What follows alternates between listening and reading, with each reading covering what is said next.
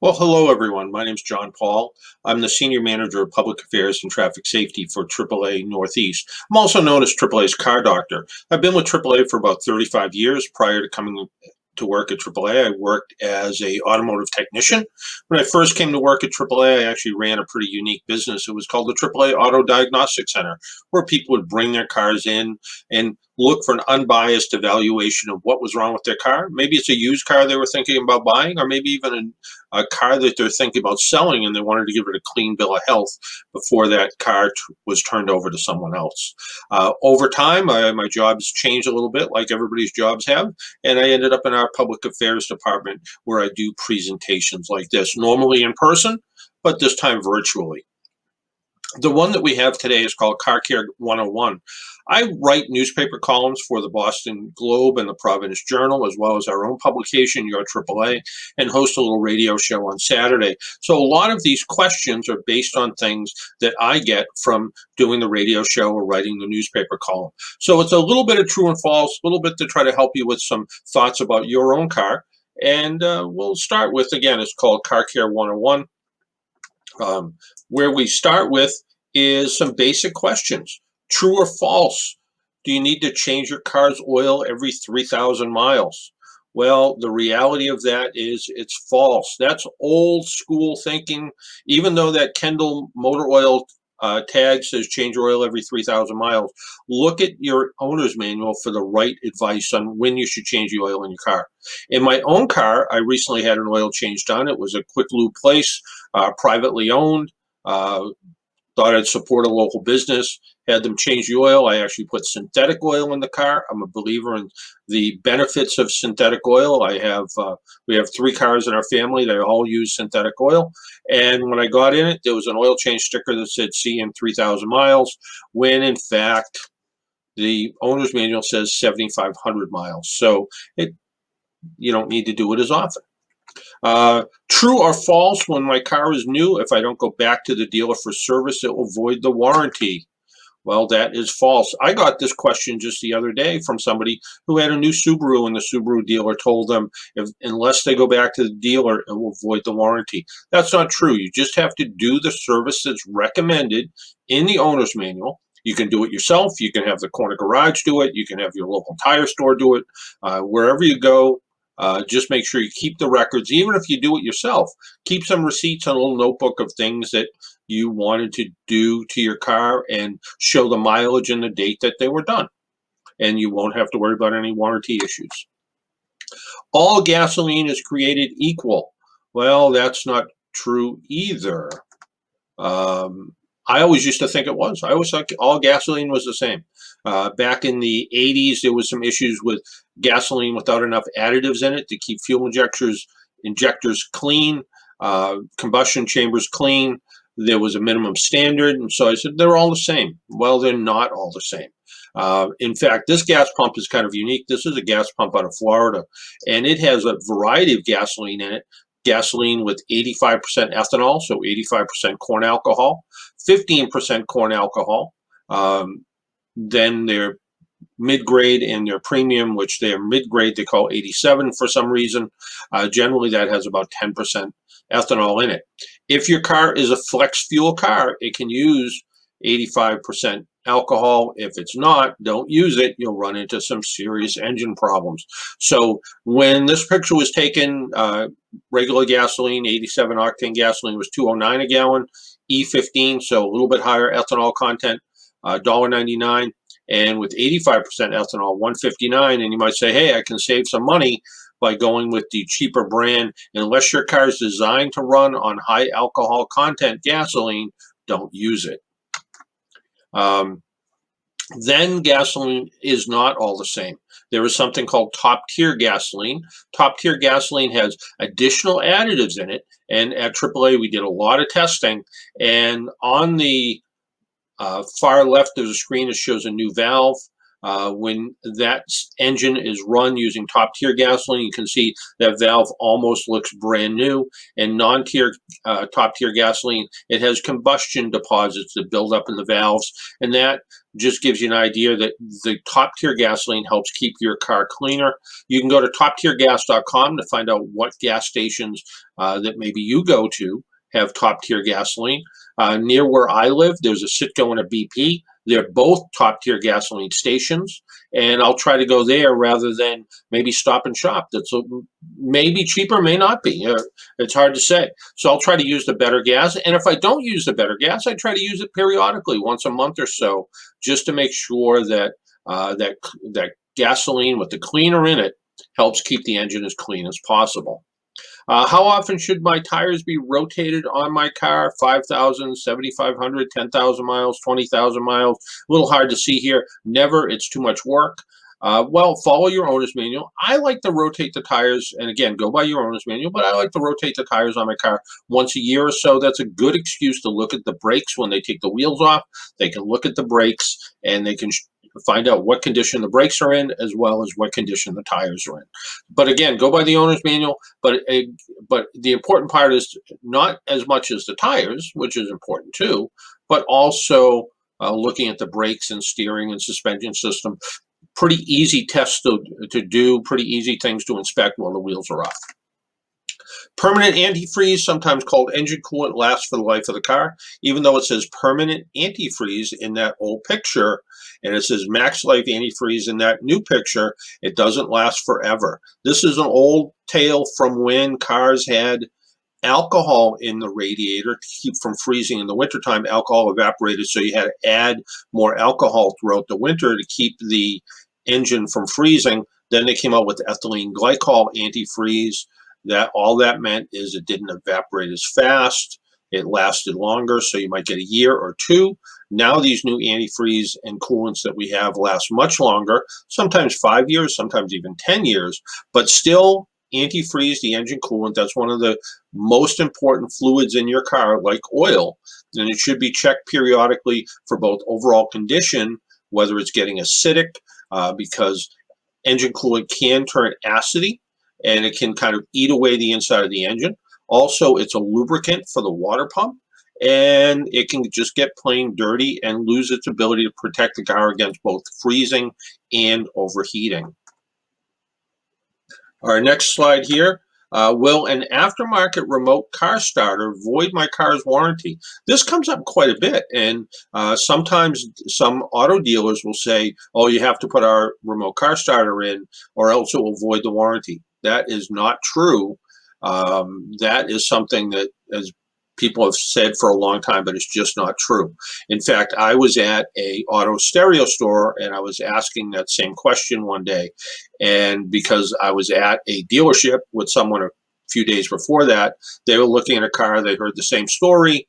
You know, the aftermarket warranty will, aftermarket starter will void the warranty, when in fact that is not true. I said something to the guy at the stereo store, and he asked me who the dealership was. I told him, and he said, that's kind of funny because I do all of their installations. So it's not, in that case, it was a Honda. It wasn't the Honda dealer that was doing the installation at all. It was this aftermarket company. So again, it tells you why that's nonsense. And so it is false.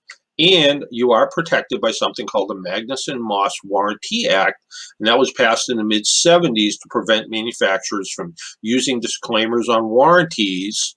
It also prohibits tying arrangements that condition coverage under a written warranty on the consumer's use of an article or service identified by a lot of legal words here, but corporate name, unless the article or service is provided without charge to the consumer. So in other words, way back when we started, when we talked about doing work outside of the dealership, if they require the work to be done at the dealership, they have to do it for no charge. Same thing if they require that the only remote car starter that can be put in is the factory one, then they have to give it to you for free, and you know they're not going to do that. Can you do some things yourself? Do it yourself. Yes, you can do it. Checking your car's oil is easy and it's important. Engine oil is the life's blood of the car. You need to make sure it's full and clean and change periodically according to the owner's manual. So easy to do. Usually engine oil dipsticks are well marked. They say oil on them. Warm the engine up, shut it off, let it sit for a few minutes, put the dipstick in, pull it back out, read it in between there, wipe it off, of course, pull it out, wipe it off, put it back in, take it back out, read the reading on it. If it's below the full mark, add a little bit of oil. If it's down to the add mark, well, add a little bit more oil. It should stay somewhere. There's in a lot of dipsticks today, there's a safe zone. That's where it belongs. Checking engine coolant, same thing. The middle picture here has a coolant tank. It has a minimum and maximum level. It should be in between there somewhere. Top it off, but use the right kind of antifreeze or use the right kind of engine coolant, because at last count, there was about 8 different kinds of coolant, a different brand for every kind. If you have more than one car in the household and you're just topping off, there are some sort of universal coolants, but what they do is they sort of bring it down to the lowest common denominator. So that long life coolant, if you use enough of the universal coolant, is going to not be long life anymore. So I like to use the antifreeze that's called for that vehicle. Brake fluid, check it periodically. I don't like to add brake fluid unless it's really low. I like to just keep an eye on it, because that way I know if there's any kind of a leak or a problem, or as the brake pads start to wear, the brake fluid will go down, and that's a normal thing. Again, looking at your brakes periodically will help. Checking tire pressure, easy enough to do. You need a simple tire gauge, pretty easy to do. I usually have one with me all the time. In fact, I probably even have one at my desk here right now, just as simple as a tire gauge, so I always have one with me. Inflate the tires to the amount, not on the sidewall of the tire, but on the placard, on the door placard, on the driver's side door. You'll open the door, it'll tell you right there what size tires they are and how much air you should put in them. You should check the tires and inflate the tires when they're cool, not after, say, driving for a long time, coming off the highway, something like that. Checking tire tread is also important. We used to say check it with a penny. Now we say use a quarter, not because of inflation and a quarter's only worth what a penny was. It's the difference between the thickness or the distance between the edge of a penny and the top of Lincoln's head is about 2/32. On a quarter, it's about 4/32. So twice as much tread. 2/32 means the tire is worn out. The difference on dry road conditions, not a lot, but on wet road conditions, a 60-mile-an-hour stop could take literally 40, 50, 60 feet longer with a worn tire than one with halfway decent tread in it. And that can be the difference between a crash and one that didn't happen. Checking and changing the engine air filter, pretty simple on some cars, a little more difficult on others. But it does get dirty. Generally, in most owners' manuals, it might say check the air filter every time the car gets serviced, maybe change it at 30,000. There's also a second air filter in most cars today. It's called a cabin air filter. Some of those are easy to do. Some are a little more difficult to do. In one of my cars, it's pretty easy. It's right behind the glove compartment. You pop the glove compartment open and then let it kind of fold open a little bit further, move the stops so it's completely open. Behind that, there's a little cover. It says cabin air filter. You pop open the cover, take out the old filter, slide in the new one. If you did this yourself, the difference between going to a repair shop where they might charge you $120 to replace both filters, maybe you could do it yourself for $30. So you could save yourself some money, and not hard to do. And some owner's manuals will tell you how to do it.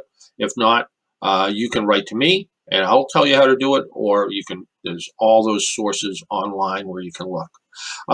Washing and waxing your car protects your investment. Hand washing versus automatic washing versus waterless car wash. You want to try to keep the car clean. Hand washing is absolutely the best in my opinion, because you're using fresh water, clean water, fresh soap. Automatic car washes sometimes recirculate their water, which is good for the environment. Not always that good for the car, especially if you live in a salt belt. That salty water doesn't always get filtered out of the car wash the way it should. In fact, some car washes leave a little bit of grit in the water just to try to blast off some of the dirt on the car. So you're sort of abrading the paint to get it clean. Again, I like hand washing when possible, but if my car's really dirty, like it is today, and where I live, there's a water ban today, so I can't wash my own car. Um, it needs gas. I'm going to fill it up with gas and wash the car at the same time. So get it done. Cleaning and waxing the car.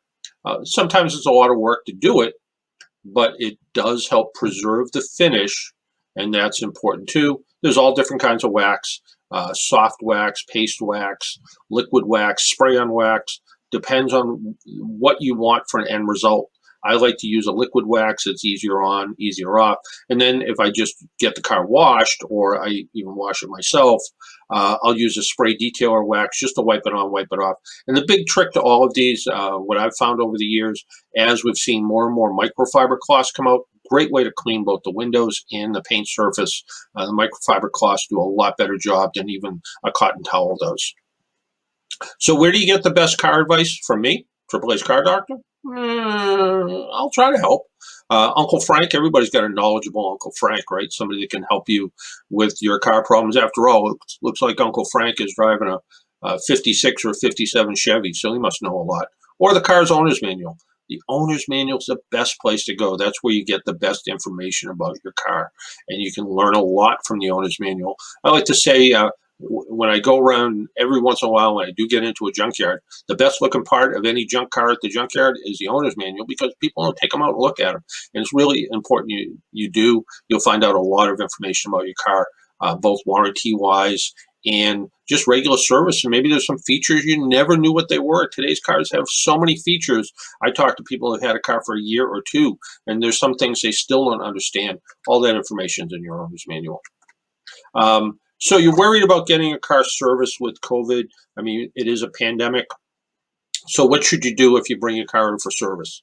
Well, you should clean it first. So try to wipe it down, disinfect it. Disinfectant wipes will help a lot.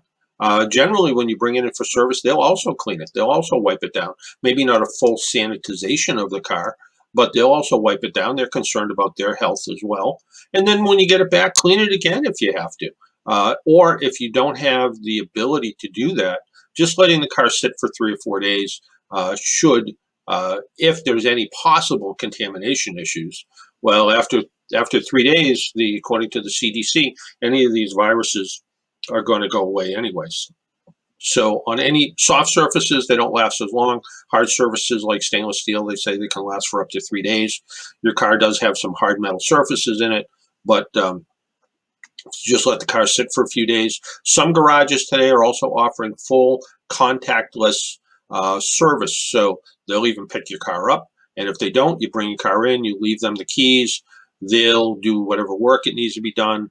They'll wipe down the car afterwards. They'll put your keys and your receipts in the car. You'll come and get it. You wave to them in the window and off you go. So you don't talk to them. They don't talk to you. Your car gets done. All the communications is either electronically or over the phone. So that's that's what I would do if I was bringing my car in for service. When I had the oil changed on my car back a while ago, when I had the 3,000-mile sticker put in the car, I noticed that they also, when they got out of the car, had some sort of sanitizing spray, and they wiped the door handles and the steering wheel down. So they're trying to offer that level of protection as well. And how about getting gas and credit card machines and all of that? I always bring a little bottle of hand sanitizer with me. It's on my key ring. It goes just about every place I go. Then I also will wear a glove when I'm getting gas at the gas pump. Wear a mask most of the time. If I'm the only one at the pump, maybe not. But if there's other people, I'll wear a mask. And if I don't have a glove, even a plastic bag. Anything from a large sandwich bag to a shopping bag, wrap it around your hand, use that as a glove, grab the gas pump, and then if you're paying at the pump, which is the easiest way to do it, you use that plastic bag as a glove, so you're not direct touching the keypad, just in case somebody may have been sick or asymptomatic before you, so you don't have any direct contact. When you slide your credit card in and out of the credit card machine, I typically will try to wipe it off as soon as I get it off, or at least I won't put it right back into my wallet. I'll just kind of set it aside, and then when I get home, I'll try to wipe it down, just that extra margin of protection. And the same thing, like the picture on the right, the credit card machine. I'll try to minimize my use. And if I am using a credit card machine, whether it's in a gas station gas pump or in a store, most stores today will have a bottle of sanitizer. I'll hit the sanitizer bottle as soon as I walk out, or I'll use the one that's on my keychain, and that way I'm protected. Recalls, it even happens to the best cars. Absolutely. Don't be concerned if your car's been recalled. Cars get recalled all the time. And it's good for you when it does get recalled because you'll get things fixed for free. Recalls last the life of the car. So you could be the second, third, fifth owner of the car. If the car was recalled, they'll fix what was wrong with it. And that's different than a technical bulletin or a warranty extension. They do have deadline dates, but recall, easy enough to do. Go to safercar.gov and enter your 17-digit vehicle identification number. It's like the little picture there. It shows it right on the corner of the windshield. Write it down, enter it in, and it'll let you know whether your very specific car has been recalled and if the recalls were completed. So don't be concerned, but do get them done. Studies have shown that probably only about 2/3 of the cars on the road that have recalls get the recalls performed. Now, some of them are pretty minor. Maybe a sticker's missing that says that the car has airbags in it, but some of them are much more important to the point where it could affect the safety of the vehicle or the longevity of the vehicle at the same time. So get those recalls done and check periodically. Sometimes if you've moved or where they get their lists from, the manufacturer might not be able to get a hold of you. So safercar.gov, put the vehicle identification number in. You'll know whether your car's been recalled or not. And if it has, get it taken care of. And again, it's free. So it makes sense to get it done. Finally, if you need to get a hold of me, and I try to answer every single email that comes my way. Not 24 hours a day, but I'll try my very best to try to do them within a day. So jpaul@AAAnortheast.com is how you get a hold of me, or you can go to AAA's website, AAA.com/cardoctor, and you can find some of the articles I've written for our online publication. Car reviews are in there. I review an awful lot of cars, so if you're thinking about buying a particular car, or I can try to help you with some of your buying decisions based on my road tests. So those are some of the things. Again, join me. Go to AAA.com/cardoctor. Ask your car question. Email me directly. That's fine. I'll try to answer every question I can. So thank you for your time. I really appreciate it, and good luck. Be safe and take care of your car, and it will take care of you.